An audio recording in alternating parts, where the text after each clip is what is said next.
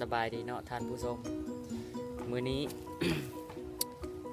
แล้วก็สบายดีคนที่ยังไม่ได้อาบน้ำเนาะมื้อนี้คอยสิมาพิสูจน์อย่างหนึ่งเนาะแล้วก็สิลองเฮ็ดลองเบิ่งเป็นเอาระวังลองเบิ่งเอาเหล้าขาว เอาเหล้าขาวต้มไข่สูตรนี้เขายังไม่เคยเฮ็ดจากเธอเนาะแต่คอยสิลองเบิ่งอุปกรณ์ของเฮาก็มีพอใส่กระทะอันโคนมะขามนี่แหละแล้วก็จะมีเกลือนั่นแหละเนาะแล้วก็ไข่ซื้อมา5โน่นแล้วก็เหล้านี่เป็นเหล้าขาวเนาะก็ไม่ได้บอกว่าของบริษัทหรือผลิตบอกแต่ว่าเหล้าขาวเนาะเดี๋ยวมาลองเฮ็ดน้ำกันเลยเนาะเบิ่งน้ำกันเลยแรกเลยเขาจะใส่เหล้าขาวชอบลงอันนี้เป็นเหล้าขาวเด้อ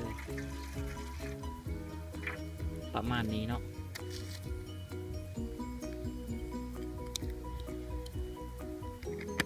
เหล้าขาวเนาะไปซื้อมาเมื่อกี้เนี่ย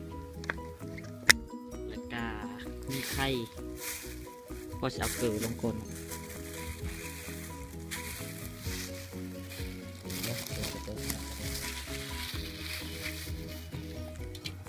ประมาณนี้เนาะเกลือ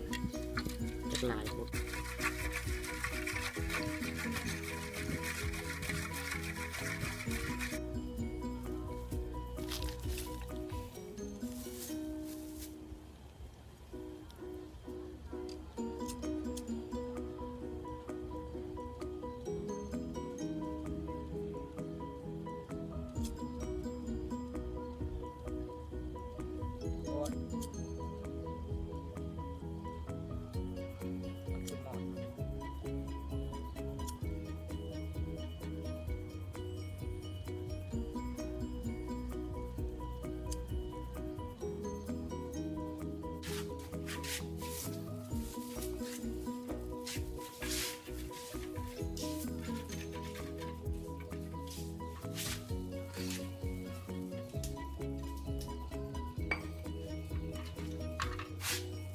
ตอนนี้ก็ติดแล้วเนาะ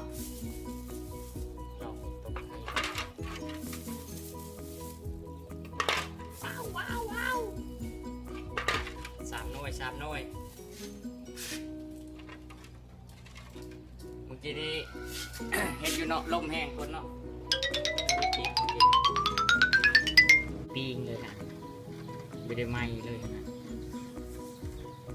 เด็ดต้มเลย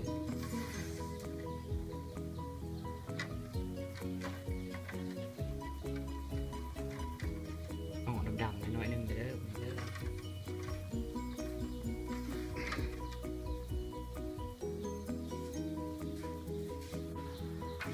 เราต้องคนเลยเนาะถ้าบกคนมันก็จะมอดไป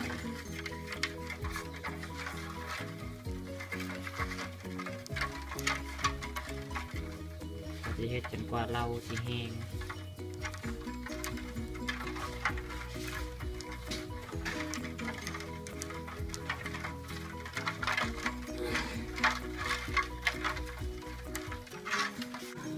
จักสุกมีสุกเนาะไฟมอดก่อน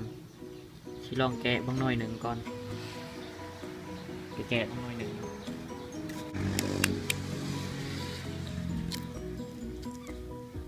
สุกเสยชื่อว่าใส่เหล้าเอามาต้มไข่หนึ่งกระสุกน่าจะสุกพ่อยังบ่ปาดเลยเนาะพอดีเป็นสุกผักไปเลยเนาะเราจะต้มอีกเท่านึงถือว่าเขาก็ได้ที่เรียบร้อยแล้วเนาะไข่นี่บริเอามาใส่บริตัดบริต่อเลยนี่มาทับเบิ้งเนาะ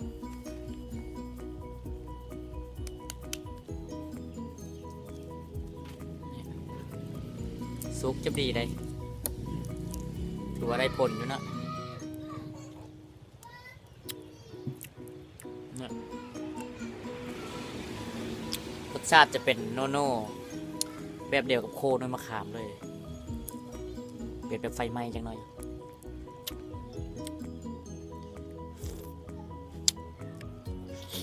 กินได้โอเคเนาะถือว่าบ่มีสาระทั้งหลายแซ่บอยู่